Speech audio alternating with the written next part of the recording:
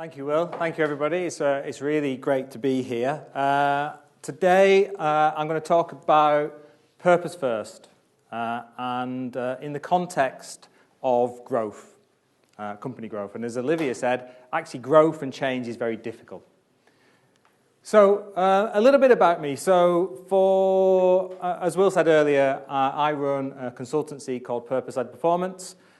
We do leadership and consultancy for organisations that are scaling up and organisations that are purpose-driven. Before that, I spent 11 years leading organisations in the public service space. So my last role before setting up Purpose-Led Performance was a joint venture between Staffordshire County Council and Capita, and we provided services to about 4,000 schools nationally. We designed and built schools, we had outdoor education centres, we did swimming lessons, we did music lessons, we trained teachers, we trained governors, we provided governors' clerks, so the whole lot around education.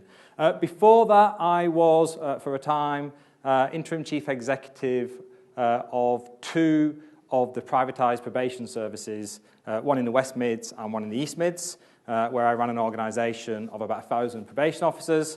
And then before that, I worked in the employment and disability arena, and I worked as UK Managing Director for a company called MAXIMUS.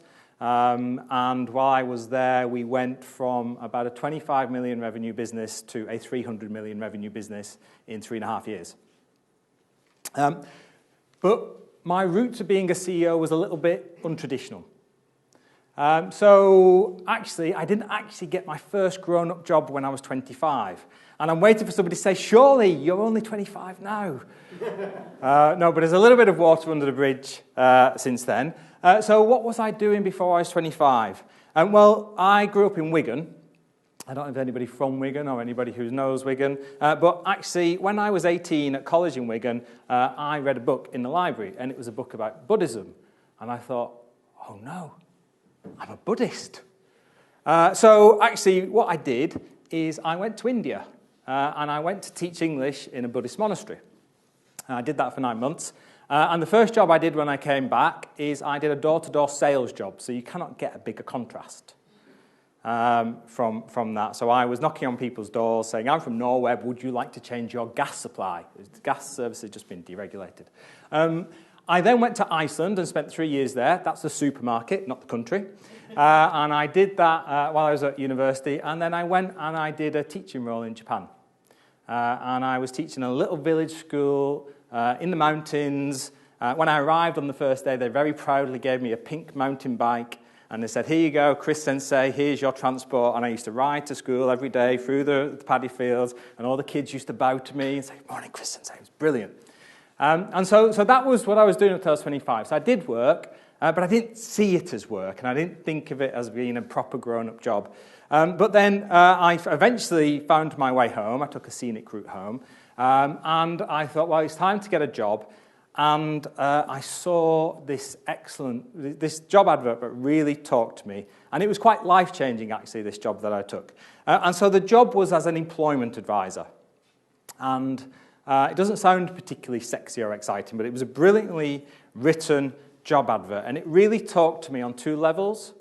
So with all of my experiences, I really wanted to do something that made a difference, that made an impact. And part of this job was working with people who are highly disadvantaged and helping them get a job. But also, I'm quite competitive, and I like to do things, and so I was kind of looking for something that tried to bring those two things together. And this job advert came out, and it was with a company called Ingeus. And it was an Australian company, it was the early 2000s, and I thought, this just talks to me, it's brilliant. And it was, I think, to this day, it's probably the best job that I've ever done. So I was working in West London, Shepherd's Bush, White City, Hammersmith. I had my own caseload of people that I was working with one-to-one, people who were long-term unemployed. The job centre had pretty much given up on them, and it was my job to help them get a job. It was a beautiful job. But it was also a really special organisation because it was a purpose-driven organisation. The lady who set the business up to raise rain was an Australian lady. She came and inducted every single person into the business herself. And it was her personal story was Her dad in Australia, he'd been in a plane crash in the war, he couldn't walk, and he'd been written off by the system. And he was told, no need to work, just get your disability pension. And for him, working was really important. And that was the inspiration in her life and resulted in her setting up what became a global business helping people highly disadvantaged into work. So I started this job with Ingeus, and I started as an employment advisor, and it was an exceptional organisation. Because it's an exceptional organisation, it grew really quickly. And because it grew really quickly, it created opportunities for people like me. So I joined when there were 40 people. I got my first management job a year in, and I was given responsibility for a new contract, a new deal for disabled people in Birmingham, working with people on incapacity benefits to help them into work. And 6 years later, it had grown to about 500 people, 50 million revenue business, and I was promoted to be the deputy CEO and the COO. 2 years after that, Deloitte bought a 50% stake in the business. We'd grown again. And all of a sudden, I found myself round the boardroom table with the world's highest paid accountant, who at that point, the managing partner of Deloitte was a guy called John Connolly. And I remember the headline that said, John Connolly, the world's highest paid accountant. And then Therese Rain, who was the main breadwinner in her family, but her husband sort of was a slow developer. And then all of a sudden, he was the Prime Minister of Australia. So I'm sat around the boardroom table with the First Lady of Australia, who was the Vice Chair, who'd set up this business, and the world's highest paid accountant, John Connolly. It was a bit surreal. It wasn't really the path that I thought I was going to take in the Buddhist monastery in India. But actually, so I spent 10 years at Ingeus, and it was a really formative experience. And by the time I left, we'd grown from 40 people to 1,800 people, and had been through a tremendous cycle of growth. And there's two themes that I picked up there that really are very strong, and these are two things that I want to talk to today. One is purpose in business, and the other one is growth. And I want to connect them together to say, actually, because within business, you expect people want to grow, organizations want to grow, that's success. For me, purpose first. If you have a strong purpose, that is the vital ingredient to support growth. But I want to talk about a little bit about that. So, now what I want to do is I'm going to have a bit of a quiz, a bit of a pub quiz without the drinks, because actually it's a good way. So I just want an opportunity, just 4 questions, and see what people think. So first one, just to get us thinking. How many SMEs, small and medium-sized businesses, are there in the UK? Please just shout out answers, including micro-enterprises. 2 million, 2 million, anyone higher? No? No one could be brave? 5.7 million SMEs in the UK. Right, next question. How many SMEs meet the scale-up criteria? So scale-up means you grow at a rate of greater than 20% for 3 consecutive years. Anyone have a guess in a percentage? What percentage of those businesses have grown for the last 3 years at more than 20%? 10%. Anyone going to higher? Anyone higher yet? Anyone want to go lower? 4? 2? 0.6% of businesses. Now, that really shocked me when I found that out, because I've come from a position, so I've kind of grown up in growth businesses, but I thought, all businesses want to grow. Surely all businesses want to grow, and so it's difficult. But I was really surprised when I saw that figure. Now, different statistic now. This is from the Gallup survey. The Gallup do a global survey of engagement in the workforce. And the last one globally is 2017. What percentage in the UK, and they've got 3 categories, actively engaged, passive, and actively disengaged. So what percentage of people are actively engaged by their work? What would you say? 10, 12? It's pretty low. Does anybody think it's got to be higher than that? 20? 11% in the UK. Spot on. Globally, 15%. In the US, 33%. Western Europe, we're not the worst performing. And it was 8% the year before in the UK, so it got a little bit better. But actually, just pause to think about that for a second on several levels, because to me, actually, this is a very depressing statistic. So at an individual level, think about yourself, think about how long we all go to work for, how much of your week you spend at work. What a waste. What a waste to be in a job that you don't like doing. And actually, the statistic for the people who are disengaged in the UK is 19%. And actively disengaged means they're completely switched off. So more people in work are actively disengaged than engaged. At an individual level, what a waste. At an organisational level, what a waste. And when you think maybe at an economic level, think about productivity. And you know, in this country, apparently we have a productivity issue. No surprise, really, when you think about that. And then the final question.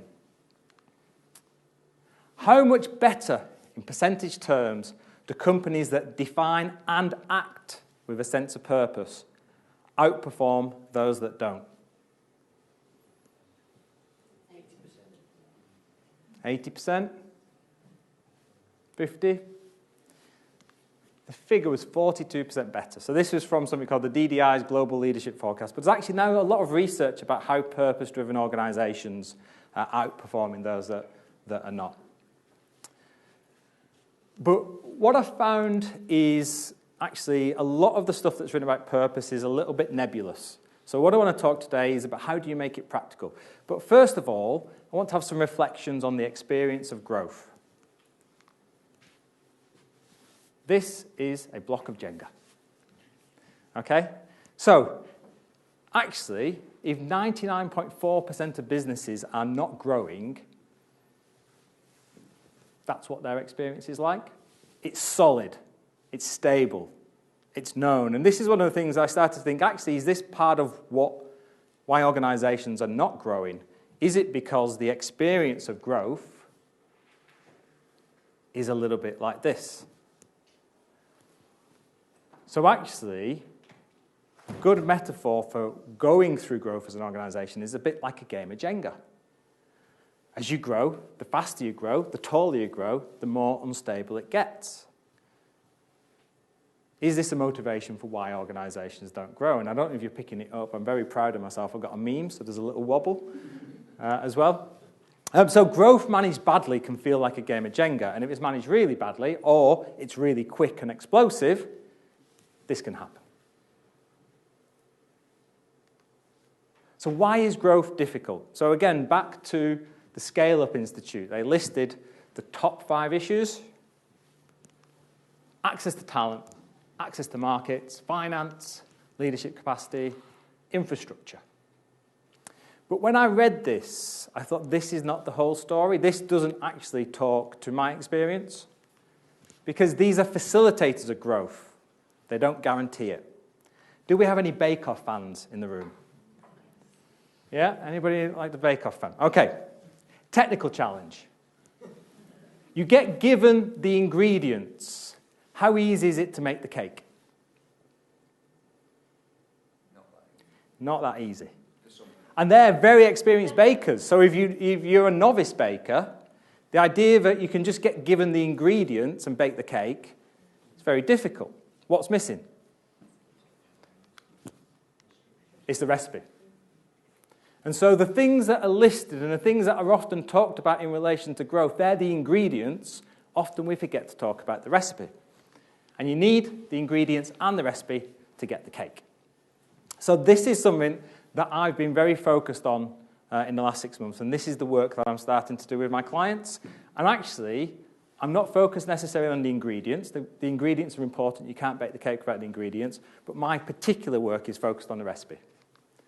So this is what I think is the recipe for sustainable growth. And there's 3 levels to it. The bit in the center is what I call the foundations of growth. How do you ensure that your growth is stable and sustainable so that it isn't like that game of Jenga that gets more wobbly the more that you grow? The second layer is then what I call the skills and the cycles of growth. And then the third layer is leadership. And what I really want to do for the rest of the conversation is talk about the centre bit, the foundations of growth. So from my experience, but also from observation of organisations, I think the foundations of growth are purpose, ambition, culture, and talent as an interdependent set of things that you need to get right. This is what I experienced at Ingeus, but also starting to look around at some very successful organisations. This is something that I'm observing, that they get it right together. So purpose provides clarity, provides alignment, provides passion. Ambition harnesses the passion and focuses it on the achievement of a goal. But it's the culture that turns the passion into behaviours and action, and it spreads them virally. And who's on social media? Yeah? How quickly can things spread virally?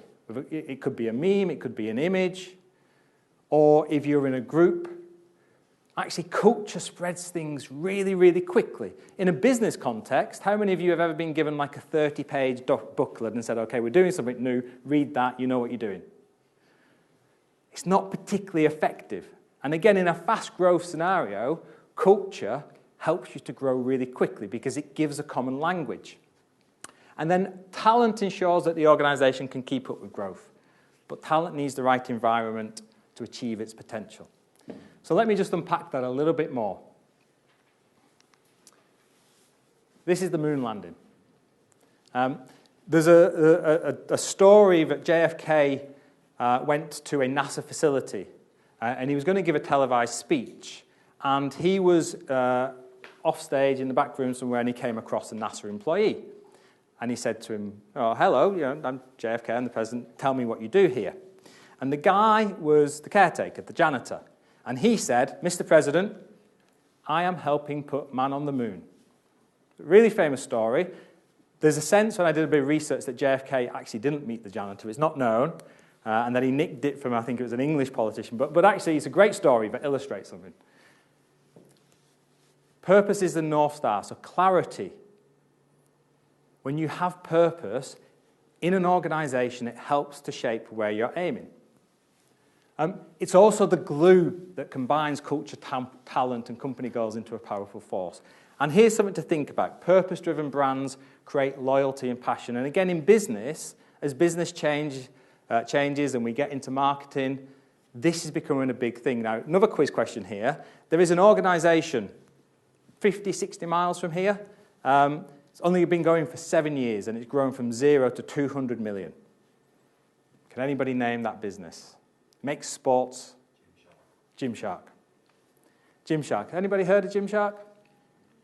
What a great business. I would urge, so the guy, Ben Davies, who set it up, 27 years old, he posts everything on YouTube. The whole story of Gymshark, you can go in and read it, watch it.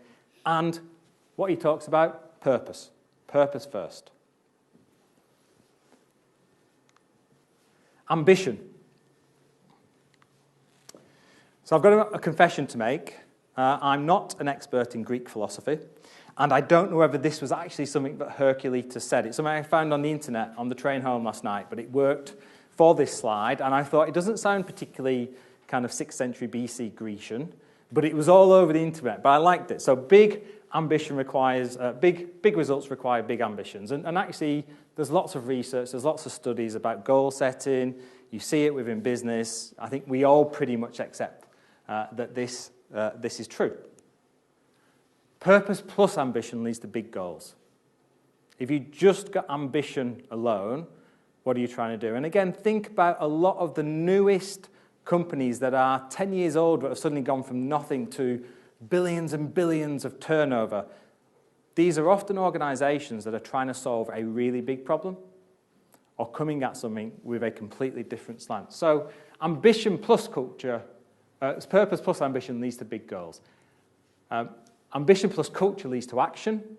Talent plus ambition makes the big goals achievable. And again, it's the intersection of the four that exist together. And a really good book I'd recommend that you read is Measure What Matters by John Doe.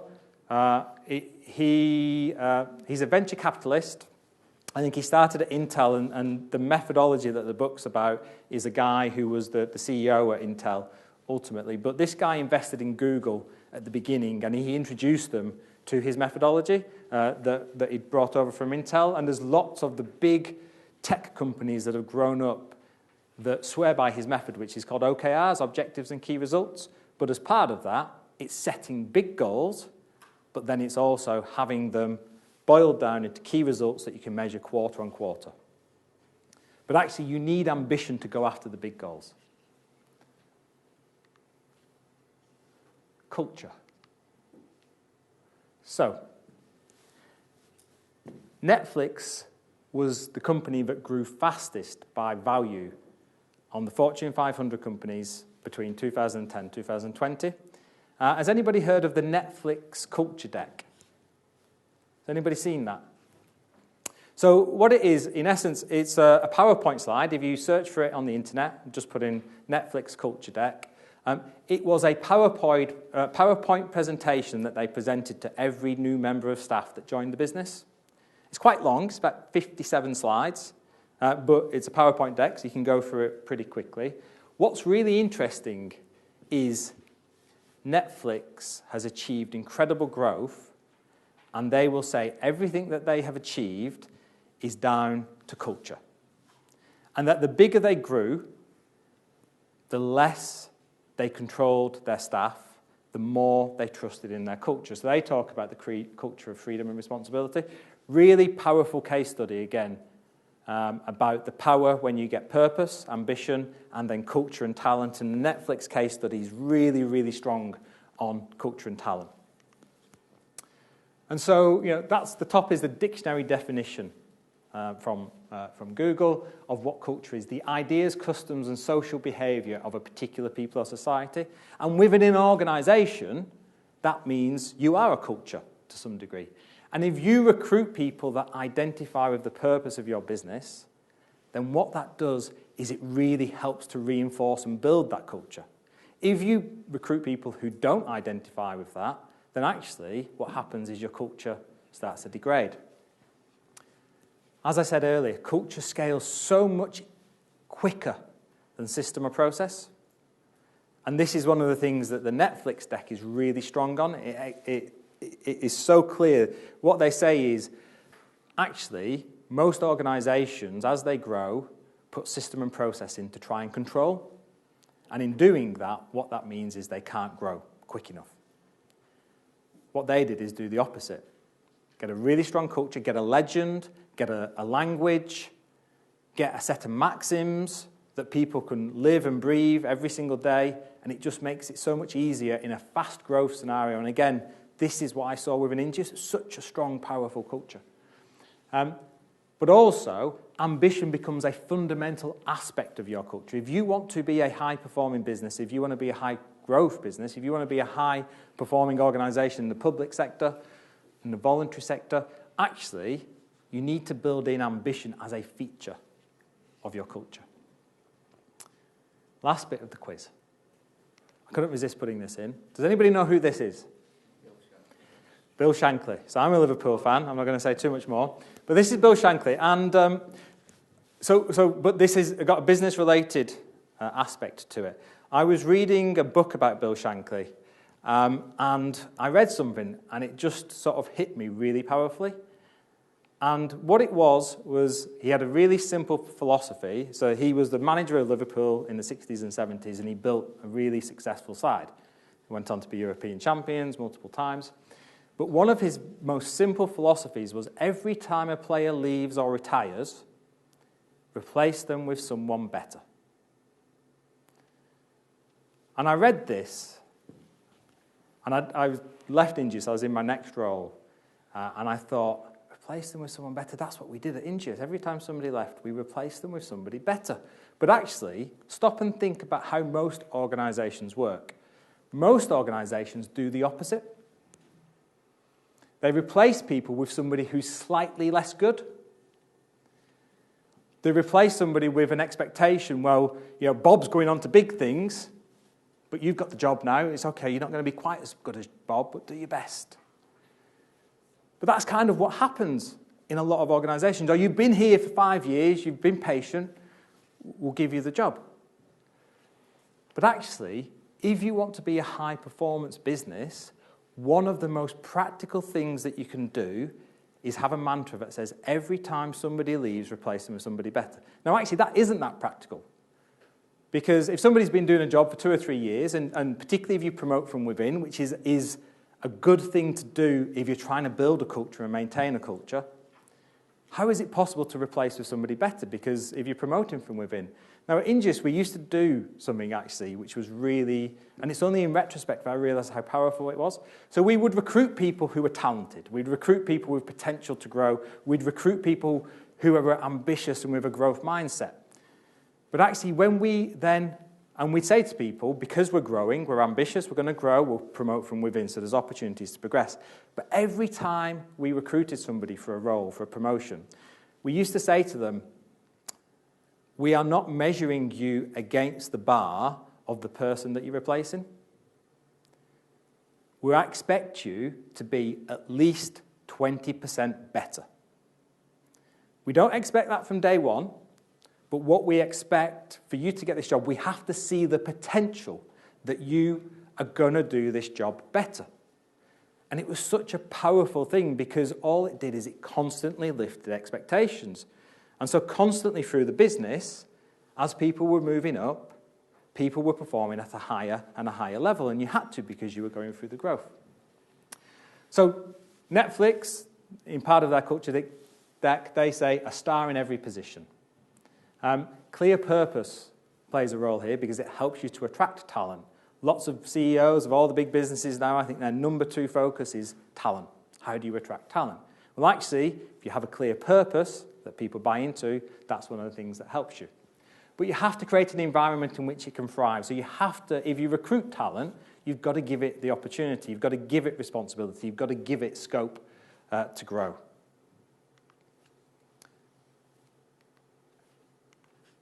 The other bits of the cycle, which I'm not going to go into any great detail today, but those are the foundations. And then within a growth business, I think there are 5 distinct skill sets and 5 stages in the cycle that you need to go through to be successful. I'm just going to go through them very quickly.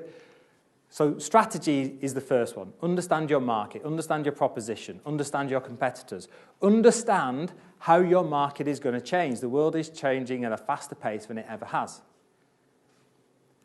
Winning business is a specific skill set, whether that's bidding, whether that's sales, whether that's marketing. A lot of organizations are not growing because they don't invest sufficiently in the skills they need to win business and grow.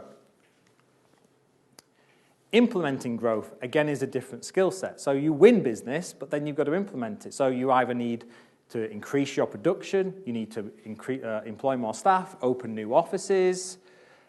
In the act of growing, and again, I think this talks a little bit to Olivia, example, the act of growing puts great pressure on an organization. And so actually the implementing growth is about forecasting, it's about project management, it's about program management, it's about actually getting your systems and processes ready so that they can scale, but again, having that culture so that they can scale.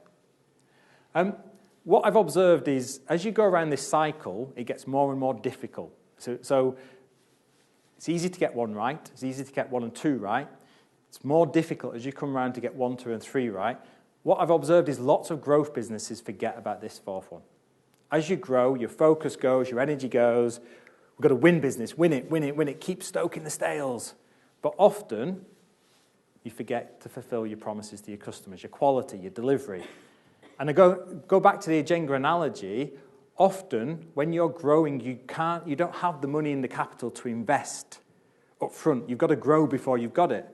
And so what organizations tend to do is focus the resources onto the growth and forget about the delivery. It takes a while for the wheels to come off, but they do. And then the final stage, and this is the one which is kind of hardest to get, transitioning to the next level. If you are a growth business going through multiple cycles of growth,